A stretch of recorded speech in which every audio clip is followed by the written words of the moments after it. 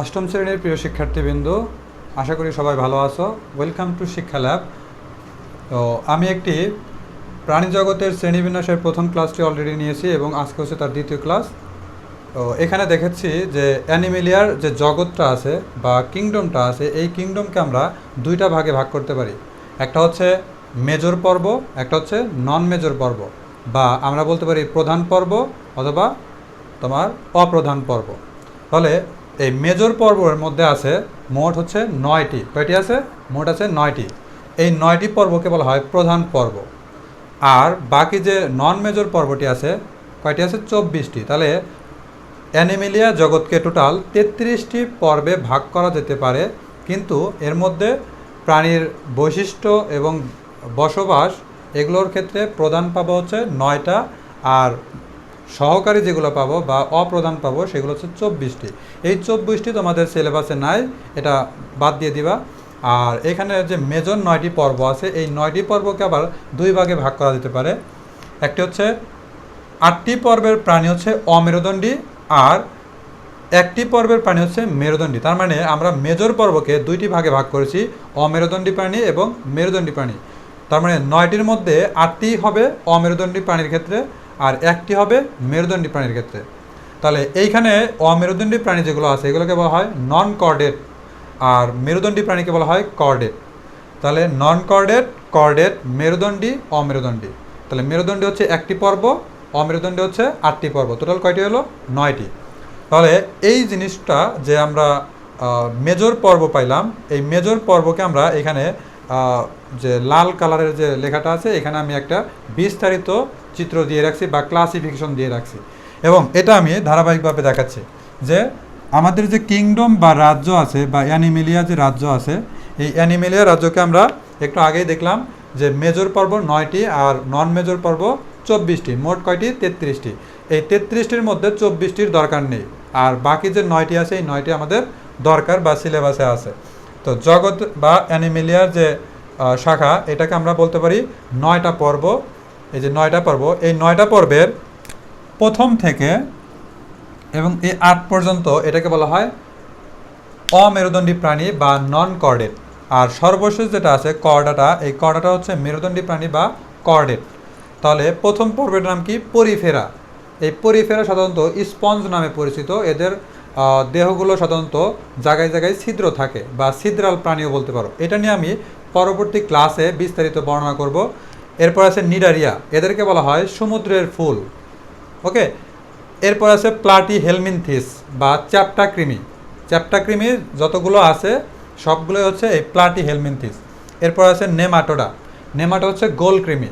তাহলে এটা হচ্ছে চ্যাপ্টা কৃমি, এটা হচ্ছে গোল কৃমি। চ্যাপ্টা কৃমি সাধারণত ভেড়ার লোমে, তারপর হচ্ছে অন্য অন্য প্রাণীর মাথায় বা পেটে বা অন্য অন্য জায়গায় থাকতে পারে। নেমাটোডা গোল কৃমি আমাদের পাকস্থলিতে বা কোনো প্রাণীর পাকস্থলিতে যে কৃমিগুলো দেখা যায় সেগুলো হচ্ছে নেমাটোডা পর্বের অন্তর্গত। এরপর আছে অ্যানিলিডা। অ্যানিলিডা হচ্ছে অঙ্গুরিমাল বা ছোট ছোট পা আছে অনেকগুলো, যেমন আমরা কাঁকড়া দেখি না, মাটিতে ট্রেনের মতো চলাচল করে কাঁকড়া জাতীয়, সেই ধরনের প্রাণী হচ্ছে অ্যানিলিডা পর্বের। এরপর আছে আর্থোপোডা। আর্থোপোডা হচ্ছে পৃথিবীর যতগুলো প্রাণী আবিষ্কার হয়েছে তার থেকে যতগুলো পর্বের প্রাণী এখন পর্যন্ত আবিষ্কার হয়েছে তার মধ্যে এই আর্থোপোডা হচ্ছে সব থেকে বড় পর্ব, এবং এই সবগুলো প্রাণী যোগ করলেও এই আর্থোপোডা পর্বের সমান হবে না। আর্থোপোডার পর্বকে আমরা চিহ্নিত করব কিভাবে? এর এক জোড়া পুঞ্জক্ষী এবং এক জোড়া অ্যান্টেনা থাকবে।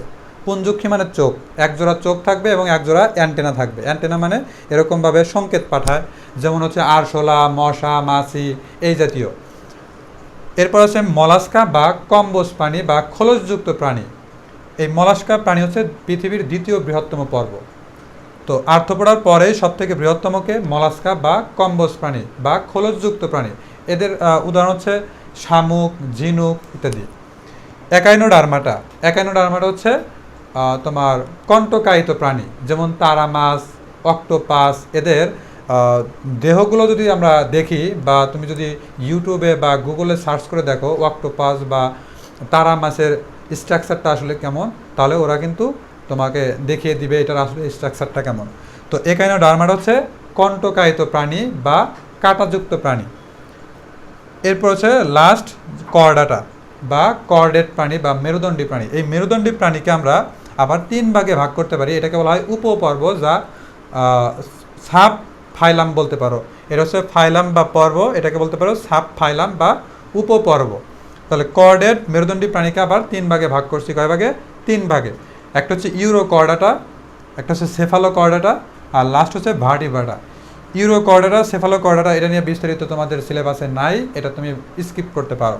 3 নাম্বার আছে ভার্টিব্রাটা। এই ভার্টিব্রাটাটা অনেক ইম্পর্টেন্ট, এটাকে আবার তোমার 7টি ভাগে ভাগ করা যেতে পারে। 7টি ভাগের মধ্যে প্রথমে আছে সাইক্লোস্টোমাটা, এটা তেমন একটা ইম্পর্টেন্ট না, বাদ দিয়ে দিবা।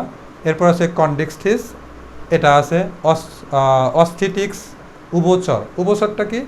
যারা ডাঙায় এবং কি জলে 2 জায়গায় বসবাস করে তাদেরকে বলা হয় উভচর প্রাণী। যেমন ব্যাঙ, সাপ, কুমির, এদেরকে কি বলা যেতে পারে? উভচর প্রাণী বলা যেতে পারে। সরীসৃপ, যারা বুকের উপর ভর দিয়ে চলাফেরা করে, যেমন টিকটিকি, কুমির, সাপ, তো এরা হচ্ছে কি? উভচর প্রাণী। তার মানে আমরা একই জিনিস, যেমন সাপ বুকের উপর ভর দিয়েও চলে, আবার পানিতে এবং ডাঙায় 2 জায়গায় বসবাস করে। তাহলে সাপ উভচর পর্বের মধ্যেও পড়তে পারে, আবার সরীসৃপ পর্বের মধ্যেও পড়তে পারে। ওকে, এরপর হচ্ছে অ্যাবিস বা পক্ষীকুল। অ্যাবিস বা পক্ষীকুল। তো পক্ষীকুল যত রকমের পাখি আছে যারা ডিম পারে বা তোমার আকাশে উড়ে ডানা মেলে, তারা হচ্ছে অ্যাবিস বা পক্ষীকুলের অন্তর্গত। আর সর্বশেষ যেটা আছে স্তন্যপায়ী প্রাণী, বা যারা মায়ের বুকের দুধ পান করে, তারা হচ্ছে স্তন্যপায়ী প্রাণী। তাহলে এখানে আমরা যতগুলো দেখলাম, সাইক্লোস্টোমাটা থেকে একদম স্তন্যপায়ী প্রাণী পর্যন্ত, এই সবগুলো হচ্ছে ভার্টিব্রাটা। এই ভার্টিব্রাটা আবার কি? এই কর্ডেট বা মেরুদণ্ডী প্রাণী। তার মানে আমরা দেখতে পাচ্ছি যে মেরুদণ্ডী প্রাণীর মধ্যে ভার্টিব্রাটাটা ইম্পর্টেন্ট। আর ভার্টিব্রাটার মধ্যে এখানে আমরা দেখতে পাচ্ছি স্তন্যপায়ী ইম্পর্টেন্ট, সরীসৃপ ইম্পর্টেন্ট, উভচর ইম্পর্টেন্ট, তারপরে অস্টিকথিস ইম্পর্টেন্ট। এরকম কয়েকটা টপিক আছে যেটা আমি পরবর্তী ক্লাসে ধারাবাহিকভাবে ক্লাস নিব, লাইন বাই লাইন আকারে। ওকে, তাহলে দেখা হচ্ছে পরবর্তী কোনো ভিডিওতে পরিফেরা নিয়ে। আল্লাহ হাফেজ।